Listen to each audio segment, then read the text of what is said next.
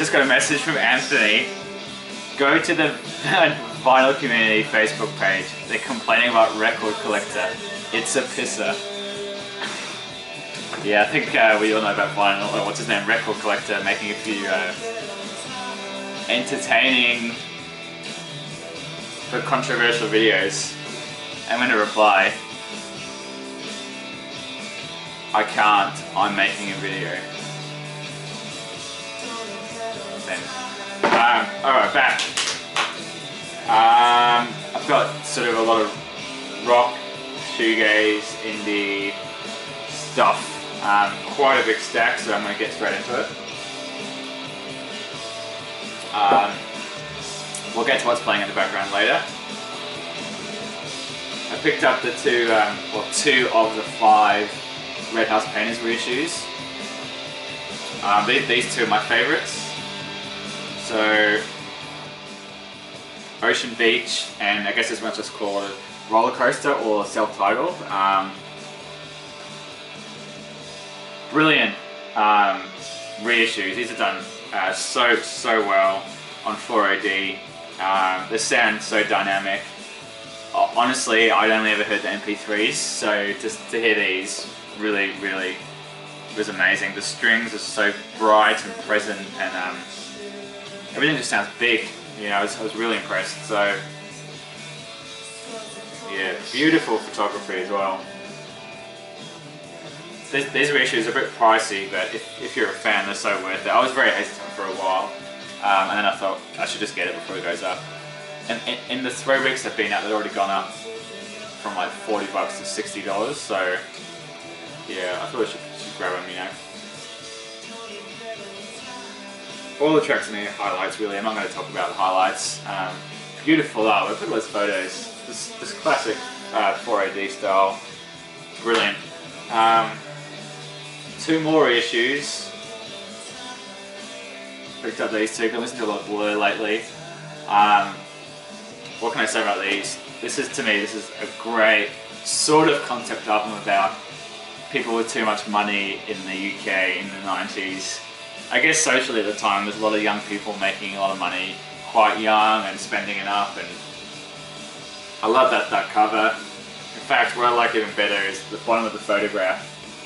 There's sort of a shark underneath here, and just the whole idea of the great escape, about escaping the rat race and spending too much money trying to escape your woes, and the characters that are in this album never really get to escape that, but they think that they can, and yeah, it's just I think it's a real classic 90s record. If you can see there's the full artwork. Brilliant. So many nice, you know how Damon Albarn just makes his characters and his stories?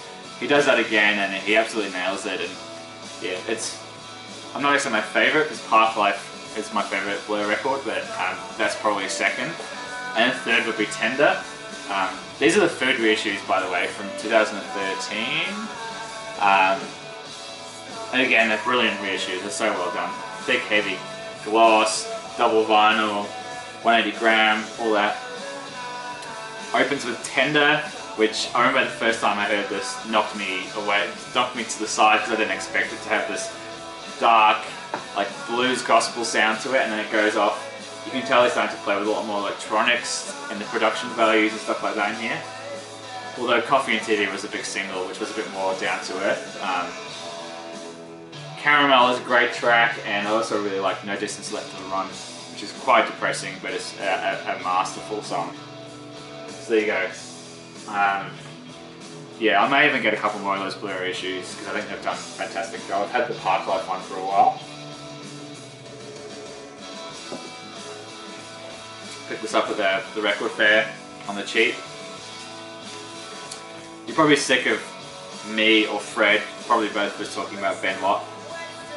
We've both sort of been champions of Ben Lott. This is his EP recorded with Robert Wyatt.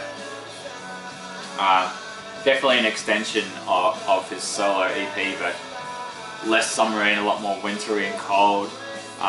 Lots of reverb and spacious sounds. Quite like dislocated or disconnected. I don't know. yeah, you just get a really cold vibe from this record. Brilliant. It's just voice, guitar, pianos, and then Robert Wyatt joins for a bit of vocals too. Haunting and beautiful. Cherry Red Records. I want to say 82, but I could just be making that up. 82, there you go. Not that you really care that much what year it came out, you just want to see what it looks like and if it's good.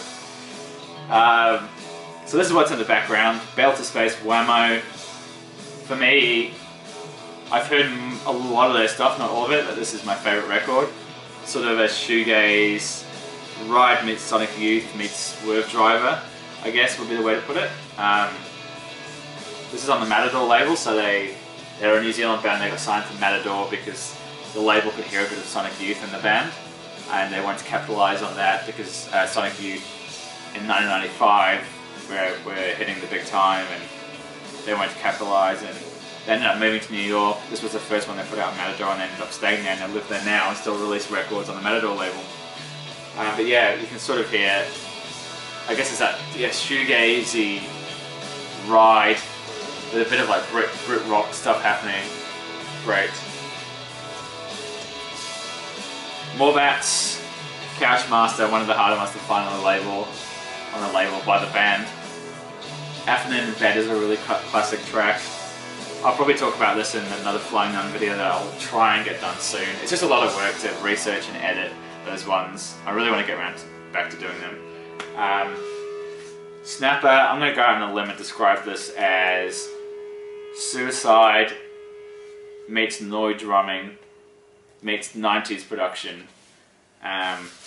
Killer. This is great. Maybe it's an acquired taste. Listen to Buddy. This record really signaled the change in the label and the sound of the label, and they started sampling little electronics and moving away from guitars in 1988.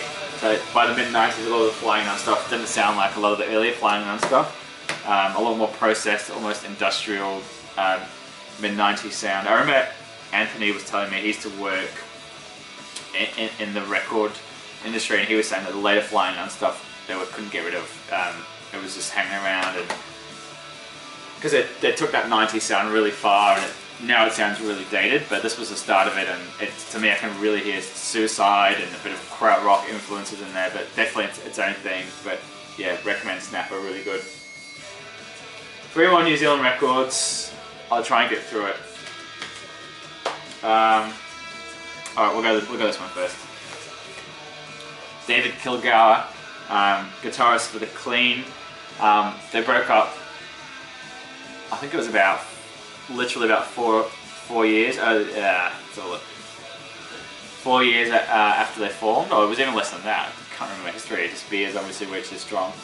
But this was his first solo album. Came out in '91. I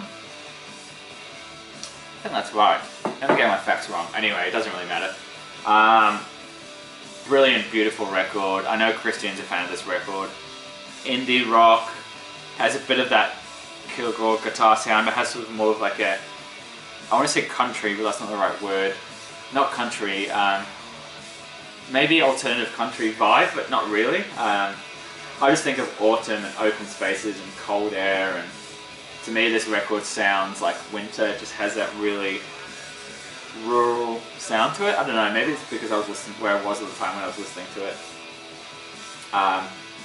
The classic track from here is You Forget. You may even know that track, anyone internationally. It's got a catchy little chorus. An essential record I've wanted for a while, and I saw it cheap at a local record store on Flying Nun. This never actually came out on vinyl. It was originally on CD on Distilge, and they put that out, what would say, about 3 years ago now. So tick the box, got that off. Alright, lastly I'm going to talk about a really cool label out of New Zealand. Not many people know of this. I know Chris Walker's a huge fan. FishRider Records. This is a compilation of the stuff they've been putting out. Selections from Dunedin's Pop Underground 2011-2014. This label's had a really cool batch of artists coming through lately. Death and the Maiden have this real post-punk sound. I'm going to put a bit of this on actually to try and give you an idea of what I'm trying to talk about. Just one moment. So this in the background is by a band called Death and the Maiden. The song's called Flowers for the Blind. It's a lot more sort of electronic post-punky than the rest of the stuff on here. But I think it's a really nice little track. Very cool. So the cool thing about this is it also comes with a zine. To try and explain it, Christine, you'll really dig this. They sort of have a map of the label and they talk about which bands are related, which Flying Nun bands are related to. You've got the Cleaner in here, how they link to the bands, and that means whether artists from these bands play with these bands, or they've collaborated, or they've produced, or something like that. It's just a really nice little map of the Dunedin scene at the moment, and how the bands, link. So you got the Verlaines tied to the Prophet Hens. I know David Kilgour played in a couple of the bands. Oh yeah, here we go. David Kilgour, the Shifting Sands, Trick Mammoth.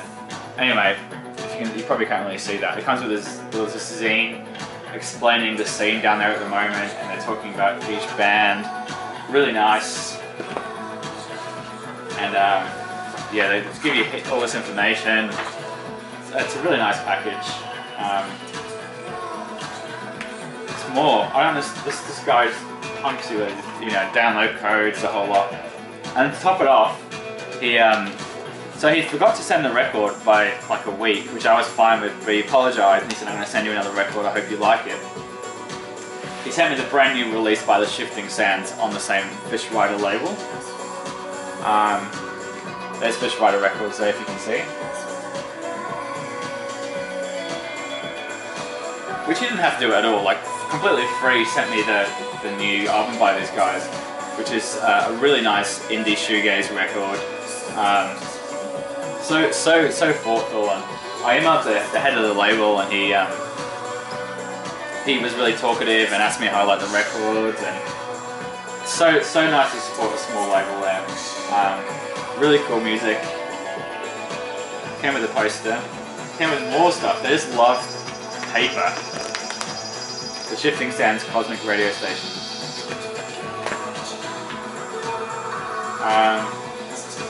Yeah.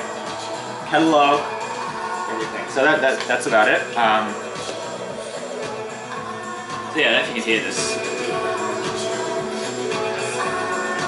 Sort of electronic-y, bit dark, post-punk. Anyway, that's it. Sort of whipped through that pretty quickly.